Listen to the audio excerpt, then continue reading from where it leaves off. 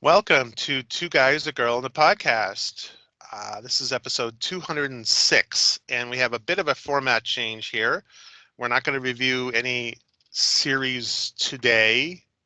We're going to be talking a little bit of news and a little bit of what we've been working on, and then we have our topic of today is who's going to replace Jodie Whittaker as the Doctor. They announced not that long ago that the Jodie Whittaker and Chris Chibnall are going to be leaving the show after the next whatever season or whatever.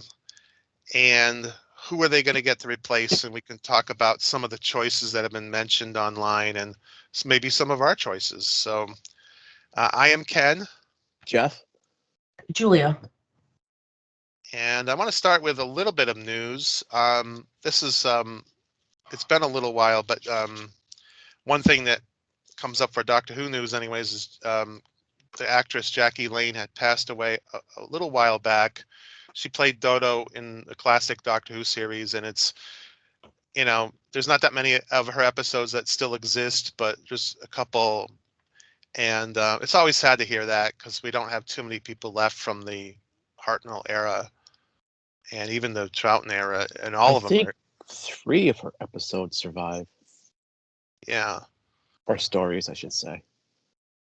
Yeah. Gunfighters, The Ark, and War Machines, which she's only in it for an episode or 2. And I hope, not to transgress, but I hope they do some animated episodes. We get to see more of her. She's not my favorite companion. I've been known to always put her down a little bit because of it, but obviously that's based on just a couple of episodes, and they're not necessarily good outings for that character.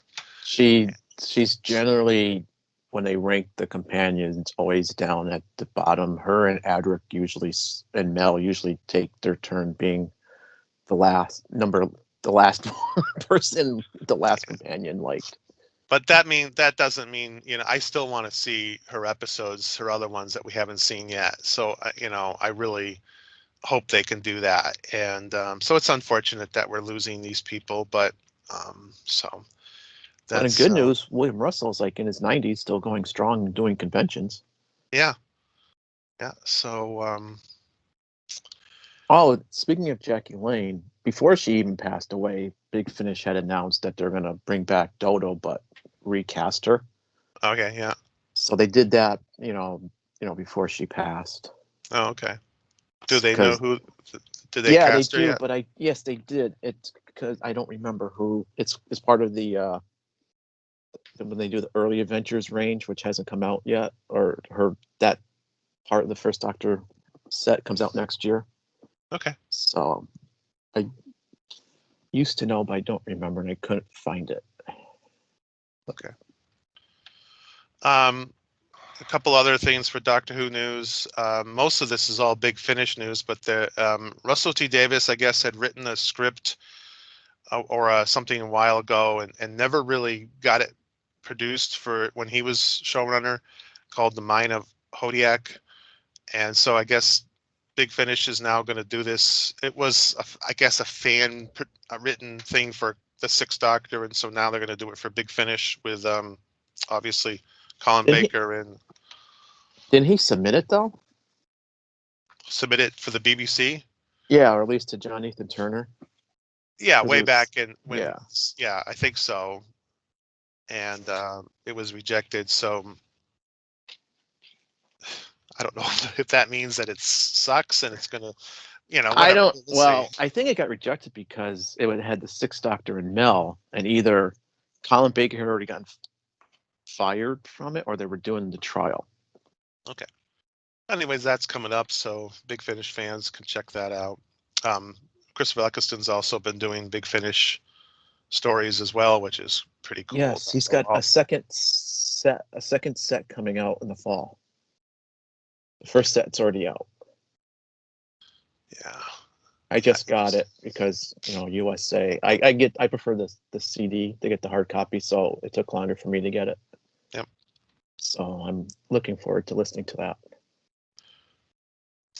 So going on to the TV show, the Doctor Who TV show, obviously after these people leave, I guess there's been talk that they're going to try to, when they bring the show back, there's going to be some changes, radical changes. I don't know if it's going to be a little darker or how they're going to do it.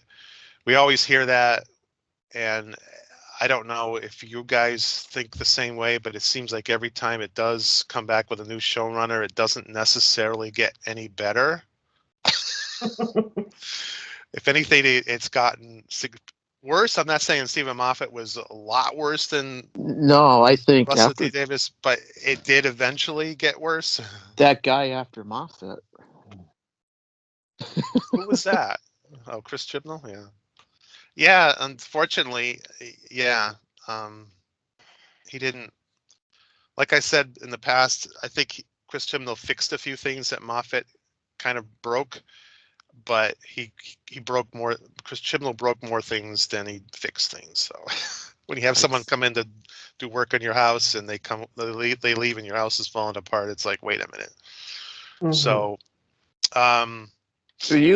He said that he always intended to leave when Jodie Whittaker left. I don't believe that. do you think they're being forced out? Yeah, I do. I actually kind of do. At least Chibnall, anyway. I always thought Jodie was going to do 3 series because usually that's the average. But it's a very light 3. Yeah, she did. If you take the amount of episodes that she's done compared to Tennant, Smith, and Capaldi, she's like the second least. I mean, obviously Eccleston only did 13, but she's done like the second least of the new Doctors. Yeah. So I don't know. I don't know if she's actually being. I think he's being forced out, and she's like loyalty to him is probably leaving too. The thing is, though, I don't know who's at fault for the ratings for the show. I mean, I don't blame Jodie Whittaker completely. I don't blame necessarily Chris Chibnall. I always thought maybe Chris Chibnall was like, here's what I want to do, and maybe someone the BBC was saying, no, we want to do this, this, and this, and in which case maybe Chibnall's leaving because he doesn't agree with what the BBC's doing, but we'll never know because it's just kind of like I behind don't know, but I've never seen so much negativity towards a doctor and a showrunner in a long, long time since Trial of a Time Lord, probably. And Yeah. in Trial of Time Lord, there wasn't social media, so it was just hearsay, bits and pieces, and everyone. Yeah, I mean, Julia, you didn't live through that. You weren't experiencing it, but at the time that Sylvester McCoy and Colin Baker's doctors were kind of in control and everything, we got a lot of negativity.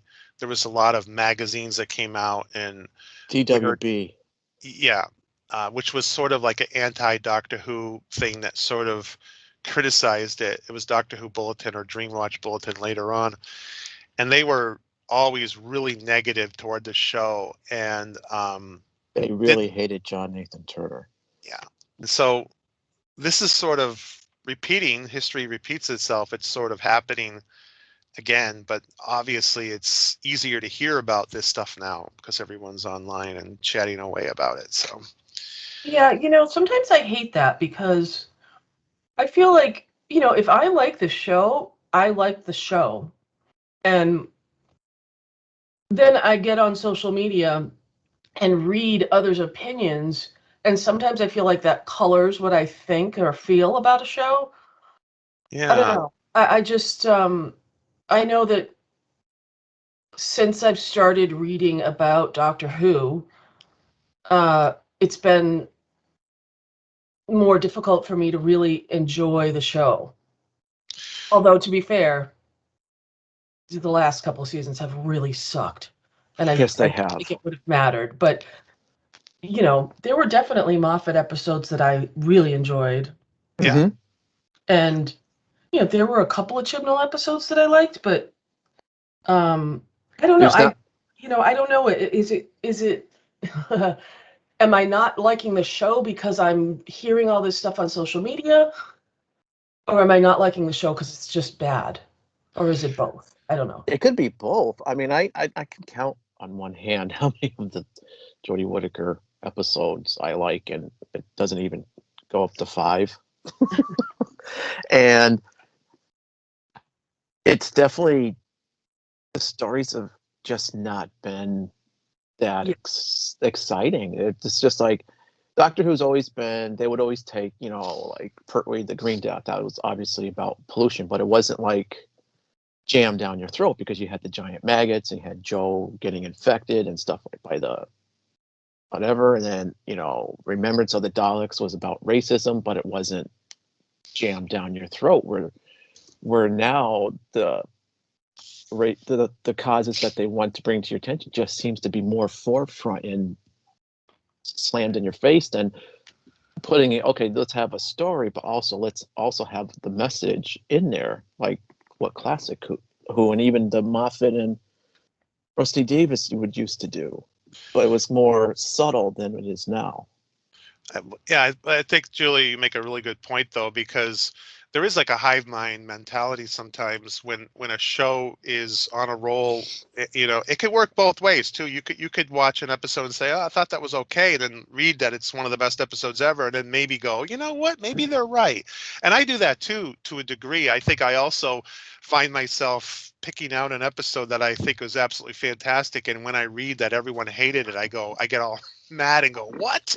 Now you guys hate the show?" Because I'm usually the one who goes, that episode sucked, and everyone says, "Bravo, it's the best thing ever." And I'm like, Yeah, but wait you a minute. usually don't waver when that happens, when you don't like it and you say, I don't like it because of this. And we're like, oh, okay. Well, but I can be influenced. If 90% of the people love this episode and I didn't like it, I go, wait a minute, maybe I'll give it a second chance, and the opposite is true as well. So to a degree, and if I'm on the fence, that's when you I think maybe, Julie, that's what you're kind of like, I kind of like that episode, and then everyone goes, "Oh, it sucked." You're kind of like, "Oh, well, maybe they're right." Especially if you hear some of the reasoning, then you go, "Okay, yeah, that's right. That sucked, that part." Yeah. But you're right. But there is positivity out there. You got to find it, though. Like when I don't know if you look on YouTube or whatever, but when you look at bad Doctor Who, type that in, and then you watch a review that says that Doctor Who sucks, your feed is going to be full of Doctor Who sucks reviews. Right. But if you were to look and say, "Hey, this is really good," and you know, but me, I like the train wreck. I like looking for the negativity, but I do It occasionally is. look at It's not that positive hard to find reviews. nowadays. All you have to do is type in Doctor Who, and bam, the first 3 things on Twitter is like, there's only going to be 6 episodes this season. What the hell? We went from 13 down to 6. Blah blah blah blah blah. And we're going to have 3 specials in 2022. And then I'm And just like, just be lucky you have that, because we had like 17 years of nothing. Well, yeah, but it's still a negativity, because why are they doing it that way and everything? And I read an article, or maybe, you know what, this was a video about, it was it wasn't true facts. It's rumors that part of this is their schedule. Jodie Whittaker and Chris Chibnall didn't want to that they had a schedule that the BBC didn't agree with. They were saying that they wanted to remember that time they said they wanted to take a break and then take their time doing this, and BBC says, no, let's crank these things out. And so Then why take on a job? If Chibnall wanted to do it like that, why did he agree to be the showrunner if the BBC didn't want him to do that? I don't know, should be in their contract to do X amount of episodes in a amount of a year or whatever, but he's, and I don't know how true that is. So, but we can go on about it forever. I just, and I don't want to, the whole point of the matter is, there is a negative curtain going around right now about the show, but there are people who are like, I was on Facebook with one of my friends had posted and said, wow, there's fans out there that love it no matter what.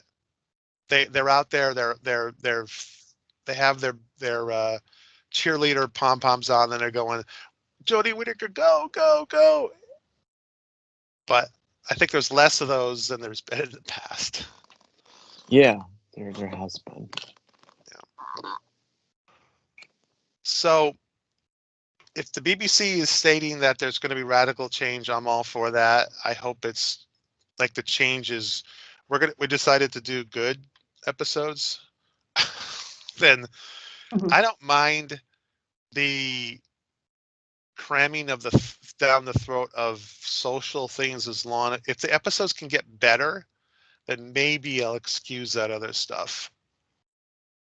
But now we're looking at episodes that aren't well written, that are kind of boring, most of them or a lot of them have some good ideas, but they don't execute 100% or they're not quite as good.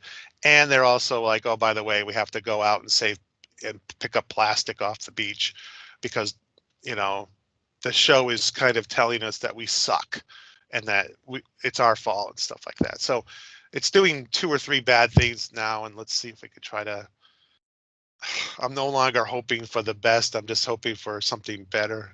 Mhm. I don't know. So, but that's what's going on with Doctor Who. It's definitely exciting, and that's what one of our topics later is going to talk about: who could replace Jodie Whittaker. I just want to mention a couple other little news bits that are non-Doctor Who related, things that I'm looking forward to. There's a anime coming out called Blade Runner Black Lotus, which is going to be on Crunchyroll and Adult Swim, I think, in November, I think. And I love Blade Runner, so I can't wait to see that. That looks pretty Are they cool. going to use who's going to be the main character? I think it's Are they going someone to use called Black Decker? Lotus. No, Oh. I think it's all new characters. The comic book had a female Yes, the comic book replicant, is really good.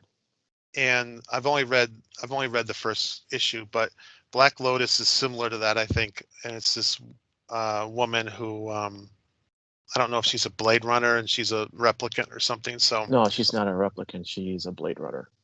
okay, In the comic book, anyway. well, The comic book is really good. I'm not sure in the movie, or the series, I should say. So It'd I'm be looking cheaper forward to that. for you to get the collected editions. Yeah, I will seek that out at some point. That's available on Amazon Yep. and stuff like that. Yeah. I've been on. I guess I've told you guys this before, but I've been on a massive horror movie viewing binge in the last few months. I must be up to 100 horror movies in the last Some couple of of them months. have been pretty weird that you told me about. Some of them are really bad, but I've just been enjoying it. I give high ratings to these really bad movies because I just had fun watching it. And I don't drink or anything like that, so it's kind of like I'm watching these scenes straight and I'm having fun with them. Some of them are horrible, but the acting. But the news I heard was Ani, I can't pronounce her name, Anna Taylor-Joy. Oh yeah. That actress she's cast in a remake of Nosferatu, which is the vampire, early vampire, and so she's good. I've only seen her in a couple of things, but What was she in? The Witch, which is really, Queen's really, Gambit. yep, I haven't seen that, and she was in the oh, now I blank on everything. The trilogy there of, she wasn't in Unbreakable, but she was in begins with an S. I don't But think I know who anyways, she is. yeah, she was also in the New Mutants recently. Was But she the blonde one? yeah, Oh, I know who she is now. yeah. But The Witch is really creepy. So when I hear Nosferatu and Anna Taylor-Joy, I think, oh, that hopefully She it's was in good. that Netflix, yeah, but the chess one with Juliet, what Julia said, yeah. Yeah. Mm. Split. M. Night Shyamalan's, how you pronounce his name, trilogy of Unbreakable, Split, and Glass. She was Never in. saw any of them. Okay, well, they're really good. Is that the one with Samuel L. Jackson? Yep. Okay. Another bit of news that I thought was kind of funny is the way fans are. We talk about how critical they are. Cowboy Bebop fans are in. And when I say that, the media says this at all. They go, the fans are up in arms over the fact that something's happening with the live action Cowboy Bebop, it doesn't mean that every fan is going, oh my God. It means one or two vocal fans are blabbing away, and the media says, the fans are upset. And I hate that. And that's what happens with sometimes with Doctor Who and stuff. It's like the fans can't stand this. Well, how many are you talking about? Two? But are you guys familiar with Cowboy Is Bebop? is that an anime or something? Yeah, it's an No, anime. I'm No, not I familiar don't. with I don't really watch anime. Yeah, Yeah, I'm not it's familiar with it at all. it's considered one of the best animes, and Cowboy Bebop is a big influence for Firefly. Is it really? It's kind of like a Western. It has a group of misfits sort of on board this ship, and they're not necessarily the nicest people. And I watched it many years ago. It was really good. And they're doing a live action, which is like, oh no, you know what? And some fans are claiming that the character of Faye Valentine, who is the woman that's on the ship, they're upset because the actress they got doesn't look like the character, in that Faye Valentine tend to wear very tight, revealing outfits with a lot of stuff going on up front or whatever, as you can say. And the picture that they released, it's a Netflix show.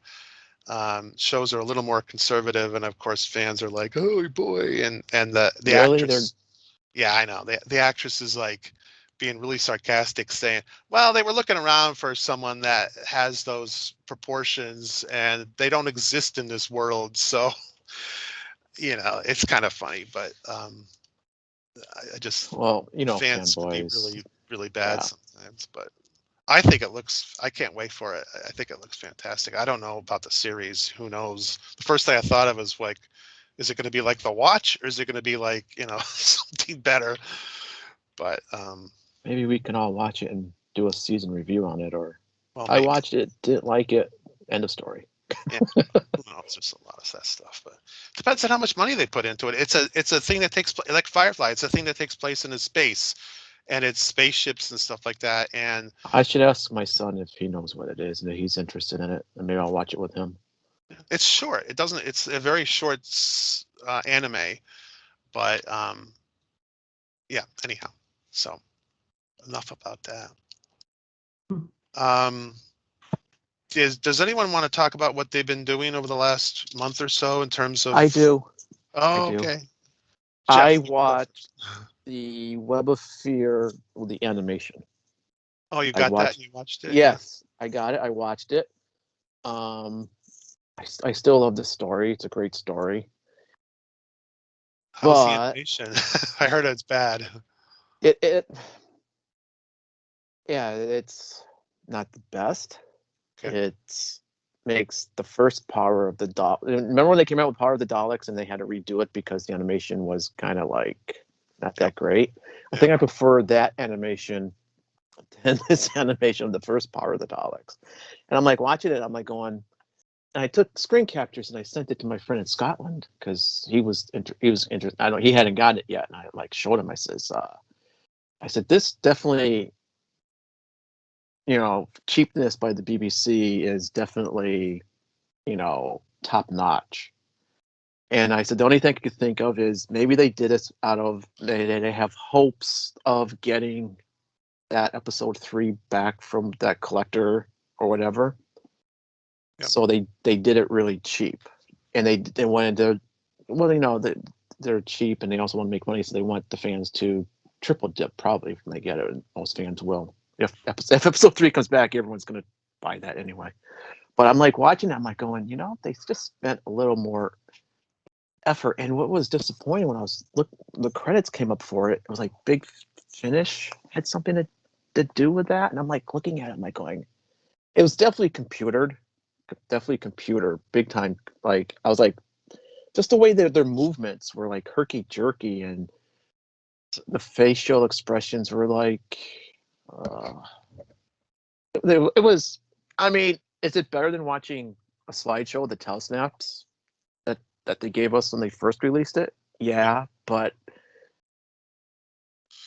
it was Yeah. just awkward watching. I mean, Did it ruin the experience of watching that story? No, but there's a couple of times you're watching it, and it's a serious moment, and you start chuckling because it looks like the Brigadier is walking like, oh, it was like there are a couple of these wrestlers when they walk to the ring, they do like the strut with their shoulders, right? And Brigadier still like this strut with his shoulders when he was walking, as he was pointing out on the. They had like this blackboard of the map of the underground. It was like I'm sitting there laughing, going, "Oh boy, that's pretty." It was funny, but it was not intended to be funny. It was just, I was like, Yeah. okay. Well, I just think they did it really cheap, just on Yeah. the off chance that episode 3 gets returned. Yeah, it's hard to watch those animated episodes because if the animation is bad enough that it could distract from the episode, it doesn't do the episode any favors, especially if it's one that's kind of like, Yeah. or even, like, oh, wow, that's supposed to be a classic and we're watching this herky-jerky Luckily, animation. it's just one episode. Yeah. And the thing is, you can watch that episode in color, which I'm afraid to do. Because I'm just like, if it was that bad in black and white, I could just imagine what it looks like in color. I don't know why they would do it in color if the rest of the series, but the I rest of the don't show know. exists in black and white. If they're going to do the whole thing animated, then do it in color like Power of the Daleks. But it was disappointing because Fury from the Deep, the animation was pretty good. The re-release of Power of the Daleks, the Faceland animation was decent. It was good. It didn't really detract. And then you see this one, and I'm just like going, I've seen fans do better than this. So please don't use that animation studio again. But So, hey, so I mean, please animate more, but take a little bit more care. Mhm. So, Julia, do you have anything that you've been watching or any of interest or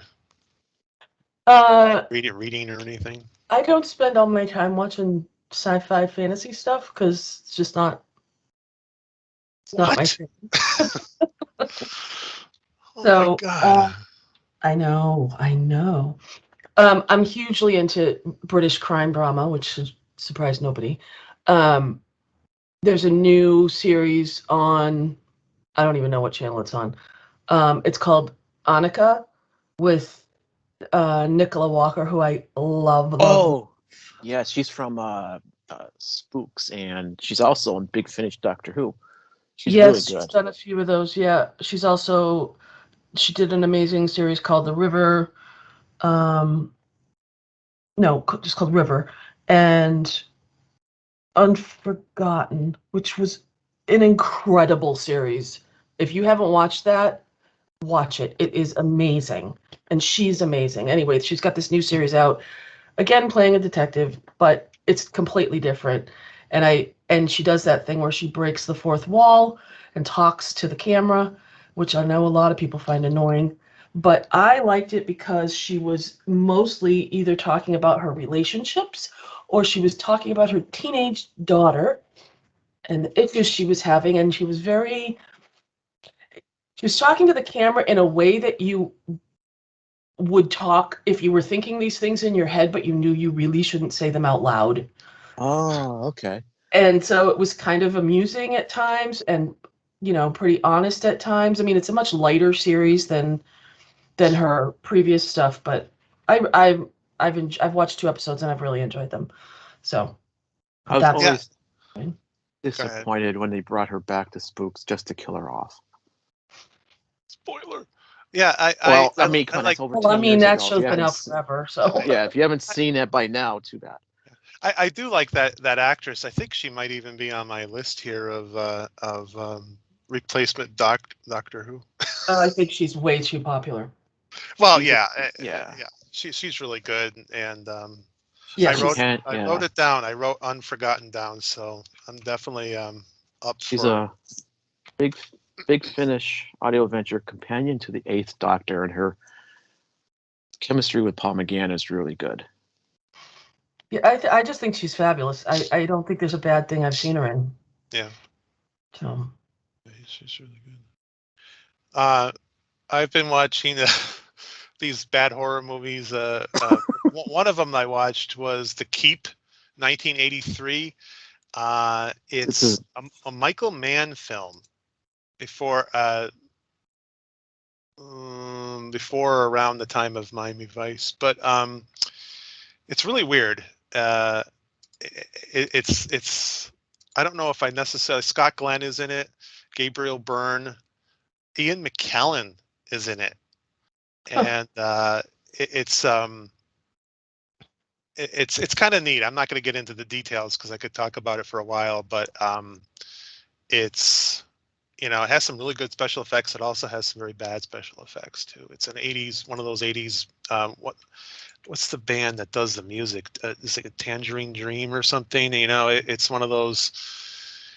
It's very hard to locate. It's not a very popular movie. There's a 210-minute long version that is not available to watch, and everyone's been wanting to see it and blah blah blah. So it's one of those kind of neat little things. I've been wanting to watch it for years. A friend of mine had always loved it, and I've never watched it until just recently. And it's like, oh, that was worth the wait. And I also watched The Abominable Snowman yesterday, 1957 Hammer film with Peter Cushing, and Nigel Neal had written that, and he had done the TV series called The Creature, which was one of those many BBC shows that was created and not recorded and has long since been gone. So it was good to see. I had seen that when I was a kid. I was scared of it, and it was good to see that again. So anyways,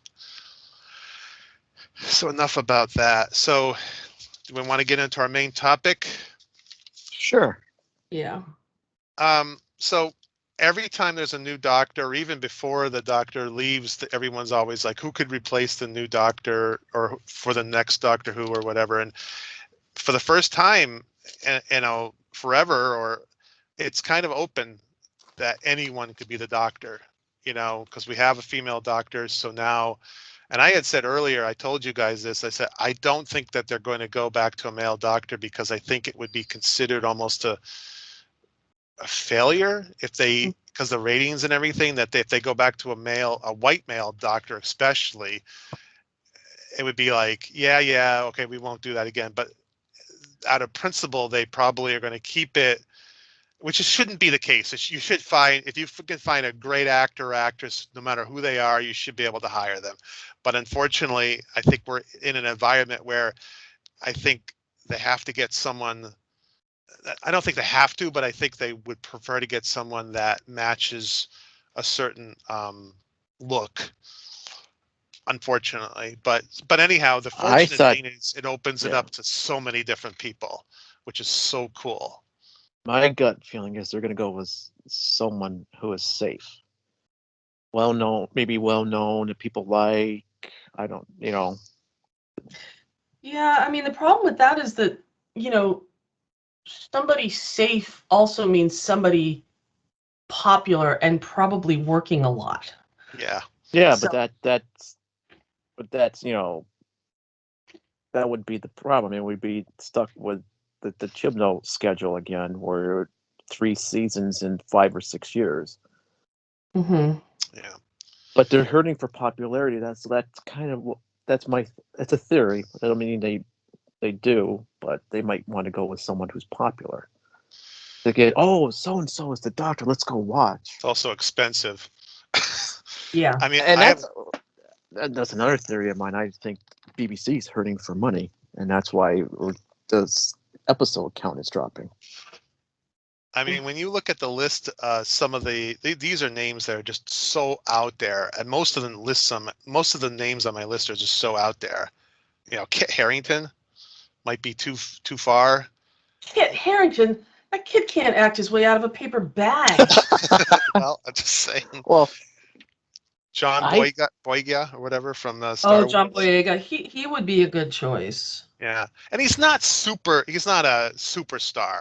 yeah, but but everything he's been in, he's found a problem with the production crew or the production or something. But he'll find something wrong with Doctor Who's production, that's for sure. But yeah, it's just like everything he's been in, he's been like whatever. That's not a bad choice. That's actually pretty good. I have one here that has a big star next to it. I know everyone's going to roll their eyes and everything, but and he might be a little too big. I think some people have heard of him called Benedict Cumberbatch, but Talk about too busy. That guy's like a workaholic. It's like he's got almost like a movie out once a month or something. I know he's like David Tennant. yeah, I mean, Well, one of my picks who's popular and gained popularity is Michael Sheen. I have him on my list too. yeah, he was on my list as well. Is he And too big? He might be, but also on my list was number 2 was an unknown. Like when Matt Smith came. Yeah. When you had Matt Smith, you had a complete unknown who just took the part, and you didn't have to worry about them doing a movie, and you can go series by series by series by series and lock them in. And I guess part of this is if they're doing other shows, they're probably not available or anything like that. But obviously, he would be that goes back to the white male. But the thing is, though, if we want a true unknown, then we probably don't know who they are. So we can't. Yeah, I mean, we did when Tennant left and Matt Smith was announced. Everyone was like going, "Who the hell is he?" And he turned out to be really good. Yeah. And then they went with a well-known with Capaldi after. I don't think Capaldi was that well known. I mean, well, in England, he's in like, England, yeah. I mean, you got to think England they're gearing more towards BBC would gear more towards the UK first, but yeah, he was better known. I mean, he was better known than Tennant. Yeah, but yeah, they have gone with unknowns before, like Sylvester McCoy was a comedian. People were like, huh? And he actually turned out to be okay. I'll mention Olivia Colman. Obviously, that's a name that always has popped up. I think, Yeah, she'd be great. I think she would be really good. She's in everything. She's another maybe too popular. I mean, I can name off some more here. Cillian Murphy, I think, would be pretty cool. He's a big movie guy, so. So now you're going to your dream list. Well, yeah, just like everybody wants Idris Elba for James Bond, but I'm just like, oh, Idris Elba's getting up there in age. But well, what about Idris Elba for Doctor Who? Idris. Well, it's pronounced Idris. Idris is it? Elba. Oh, I'm sorry. Idris. Well, he's not too old for Doctor Who. No, definitely not. Yeah, Bond. But that's yes. He's Doctor younger Who? Than what's his face who's doing it now. Yeah, but they're usually on for like a long time, and it's like 9 years. Roger Moore when he was. Well, Roger Moore stayed on too long. He was in his 60s, and you see this old man running down Russian spies and stuff, and you're like in View to a Kill, and you're like, really? Well, he was also running down women that were like 22 years old or something. It was pretty. Yeah, they're like more than half his age, and I'm just like, you got remind me of my grandchildren. Roger Moore stayed on too long. But anyway. Haley Atwell. Yes, she would be a good one, but that would be a good pick. I mean, I think her time on Marvel is done. I don't think she can do anymore. I mean, that would be a good choice because I think it would be a positive choice. I think a lot of people, I don't think she's not doing superstar movies or anything like that. So I think that would be one that fits into that category of. And she's done the Doctor before, for One the Big Finish Unbound, I believe. Okay. But that was a long time ago. I don't know what you think about that one, Julia. I think that Haley Atwell, I think she'd be good. Yeah. I like her. Yeah. And she, she definitely was good in Agent Carter. She can do the action stuff. Yeah, no, I think she'd be good. She's I don't know if she's like quirky enough. I've never seen her play quirky. Yeah. I've seen her play kind of evil. She was in this cop series. It was like a 3 or 4 episode thing. She wasn't very nice in that. But I've never seen her do like quirky. But who knows? I mean, I may just not have. I mean, I haven't seen her in that many things, so. Yeah. Some other names that have popped up are Robert Sheehan from the Umbrella Academy. Really? Well, Chris Marshall's name always gets mentioned and all that. Ugh, I hope not. I don't like him. I don't like him either. He was in this comedy show, and I never liked it. He was- My Family. Yeah, My Family. He was in Death in Paradise too, and Yeah, he played that funny. annoying guy in That's all he does is play annoying guys. Love Actually. So that means he's probably a shoe-in for the role. I put Jodie Comer. She's way too big. You think so? Yeah. Oh, yeah. So another name that's popping up on all the lists online are Richard Iota. Oh, I love him. Yeah, he's on my list. Iolati. He's really Yeah. good, but I don't know if he could. I kind of looked around to see if I could see him in anything that's serious, because he's obviously a really good comedian. And this brings up a good point. With someone like that, who all I see is Moss from IT Crowd. I can't see anything else. And so and Matt Berry is another one on this list too. He was in IT Crowd, and I don't know if I like him as an actor, but they play these super funny characters, and if he's the doctor, I can't imagine that I'd be able to watch it without thinking that he's always funny. But Chris O'Dowd is listed as people they want. Ugh, I don't know. Who's that? He was in Thor: The Dark World. He was in Bridesmaids. Okay. You know me. He was also in the It Crowd. Or the IT Crowd. Oh yeah, him. Okay. A few other names: Ollie Alexander, Aaron Kellyman from Winter Soldier, the one that played the villain there. Yeah. There's like all these like lists, and you look at these people, and you're just like, okay, I know they're your Tom Felton. Because people who have their wish list, some of these names are just like. Yeah, I mean, Natalie Dormer is on some lists. But the thing that's kind of, I mean, you got to get the new showrunner first before you replace the doctor, right? Because wouldn't the showrunner want to get an actor or actress that fits his or her, idea for what they want to do for the show going forward? Yeah, maybe. So all this speculation of, this person's going to be the doctor. Well, no, I mean, can they really replace name the new doctor before they have a showrunner? Probably not. So Noel Clark has been another name that has popped up. Yeah, it's not. That's not happening anytime That's not going to happen. No.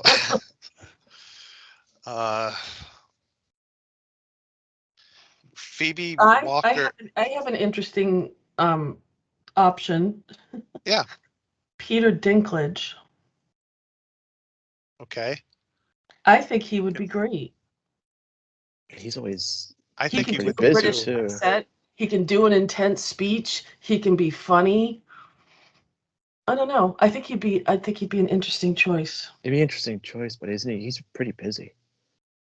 I wouldn't be opposed to that. That would actually work. I just, yeah, that would be. Again, I think he's. I love him. I think he's great. Yeah. Tom Hiddleston. Another name that's popped up is Tom Holland. I don't know if that's again, we're getting a little bit out of the universe here with picking some of these names. A lot of people have Joe Martin on the list, but I think that ship has sailed once Chibnall leaves. Yeah. I didn't like her I didn't think she acted that good. I mean, I've only seen her in that, and I think there's a lot of other better actresses. People on the list, I have no clue who they are. So that kind of fits in with the unknown. Yeah. Let me see if I can find. I can't pronounce names. Tania Miller. She was in Haunting of Bly Manor. That's the only reason I know her. She was good in that. And Michaela Michaela Cole. Cole, yeah. Yeah, I saw her. I've seen her name on a lot of lists too. Another Yeah. one I saw that was interesting was Tatiana Maslany, Oh, and yeah. she would be interesting. I mean, she's not British, but she can do an accent. She's Yeah. Canadian, but I mean, she was amazing in Orphan Black. She's I gonna Yeah. be mean, in She-Hulk like I would later on forget that too. she was playing. I would just forget that. That's Yeah, like I would be 5 of fine with her it. in the room. It's not all different actors, you Oh, know. yeah. Yeah.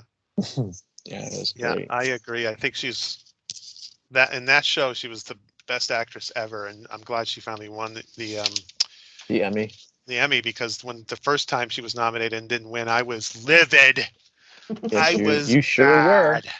You sure were. I hated everyone that voted for, who was it that won? It was I don't know. stupid. It See, that's was the fact. The thing is, Americans or something. you don't remember who won.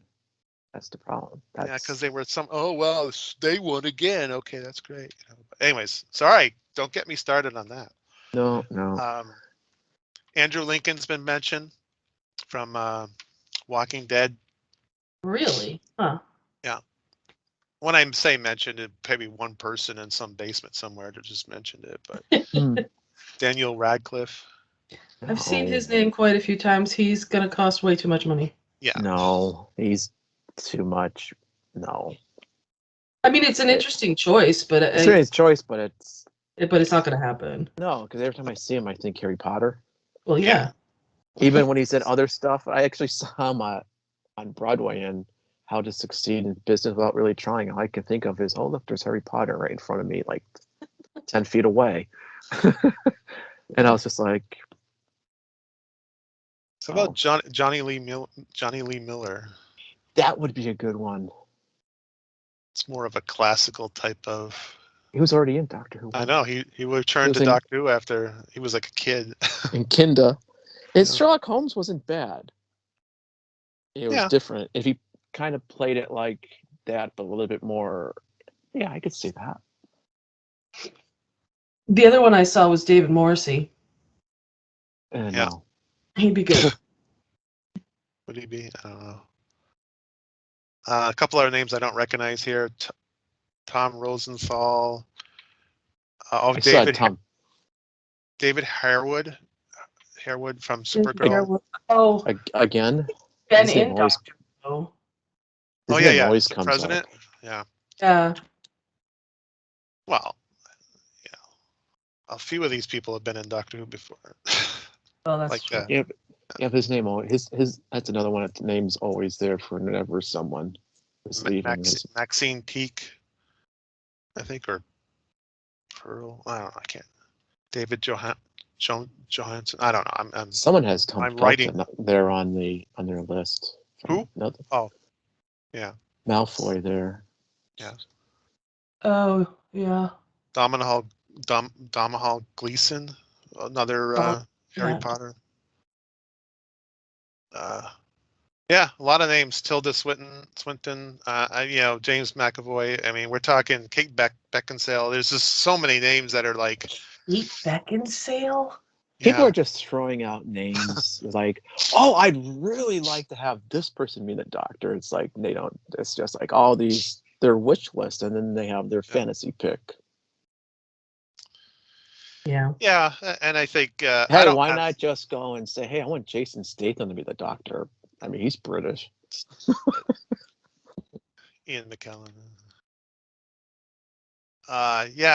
There's just so many names, and it's like, well, we can when they make the announcement, we'll look back at this and say, yeah, we said the person's name, but we also said another 100 names. We said like 50 million, 50. Nicholas Hoult, Hugh Laurie. Let's name everyone. Vicky McClure.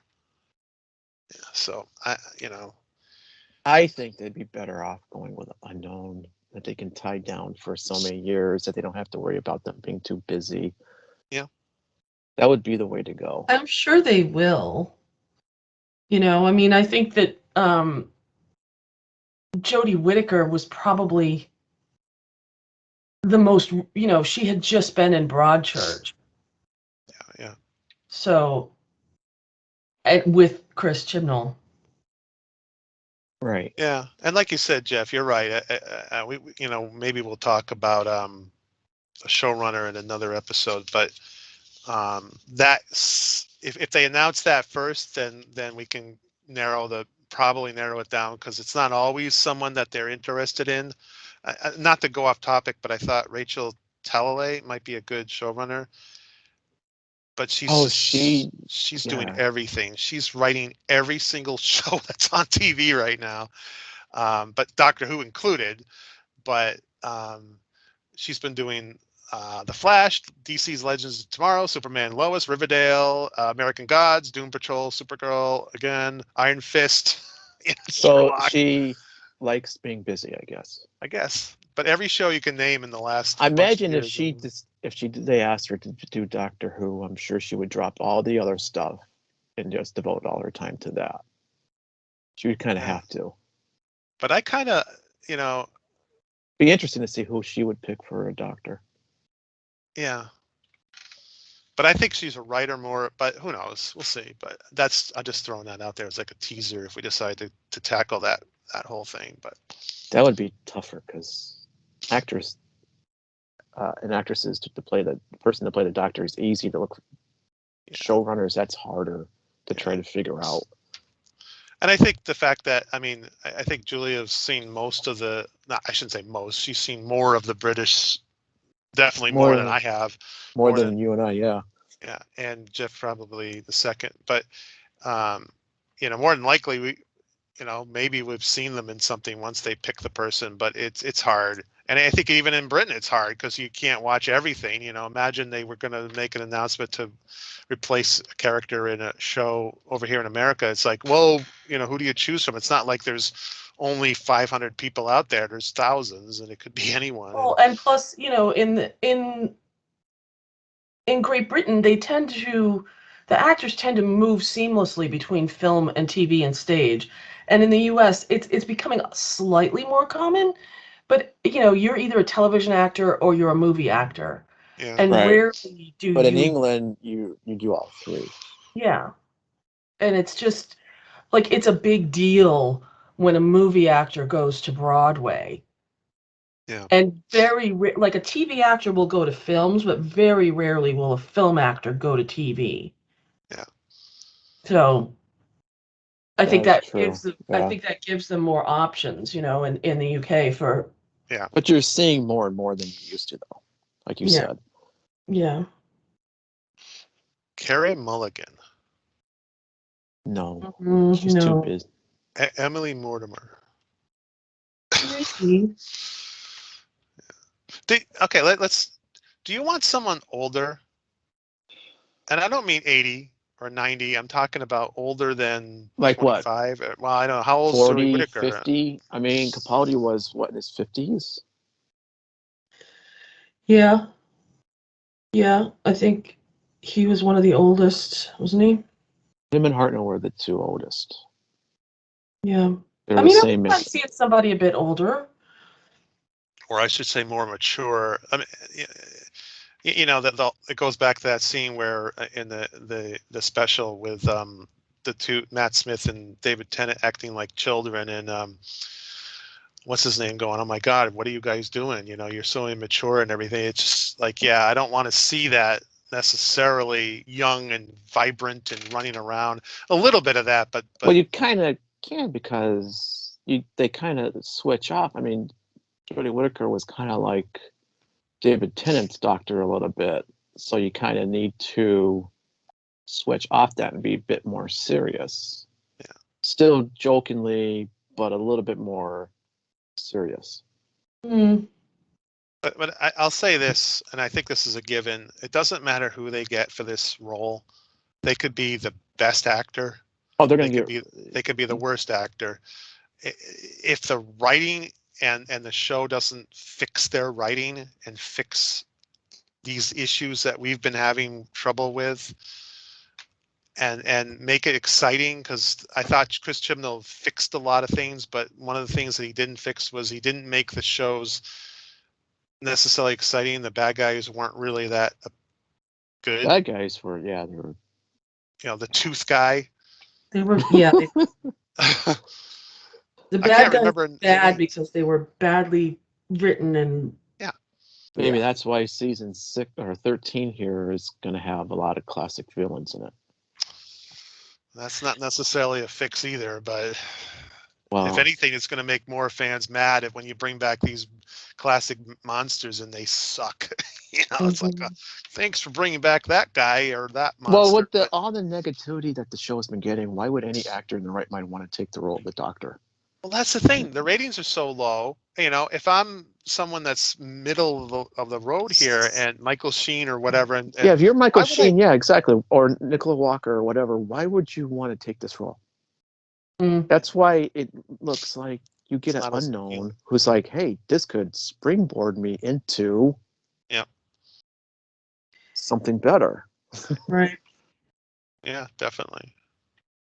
Um, but it's a combination of everything, and like I said, they brought in some really good actors in the past in Doctor Who, and I'm blanking on the name, but the guy from I'm blanking on every name because I can't even name the episode, the show that he was in, but the master there, when they announced him coming in um, Oh from yeah, what's his name, they brought him as the master. I'm like, well, there's a really good actor, and he came in and he was horrible. I hated him as the that's the master. thing. Every incarnation of the Master since Life on Mars guy. Yeah. in the new series, the Master has been so unhinged and way over the top. I mean, anally was over the top, but he was also serious. Why can't you have a Master who's a little bit more serious, like Delgado? Why do they have to be always so unhinged? It's just like, Well, there's this energy. The new Doctor in these shows has an energy to him. He's younger, he's vibrant, he's off the wall. He talks a mile a minute, and they wanted someone to match him, and that's what John Sim did for the Master. And the first opening minutes of him going, hoo, hoo, hoo, I just was like, and this new guy was the same way. He was like, hoo, hoo, hoo, and I'm like, oh God, bring back the previous one because I thought, and then when Moffat did John Sim, it was a lot better when he was with Capaldi. yeah. So, anyways, I don't want to get into Well, that could be another podcast in itself. John Sim as the Doctor. So, No, he's too busy too. He's another one who's a workaholic. well, there's only going to be 6 episodes. So they can be, why not bring it down to 6? And so now anyone can do it because I don't know. So I don't know if anyone who has their own ideas, if they want to comment in our postings of who they think could be the Doctor or someone that we didn't name, because I didn't name everyone on my list because it gets ridiculous. But Colin Morgan, but go ahead and let us know. And anything else we want to talk about this? No, I don't think I'm good. Okay, thanks for listening.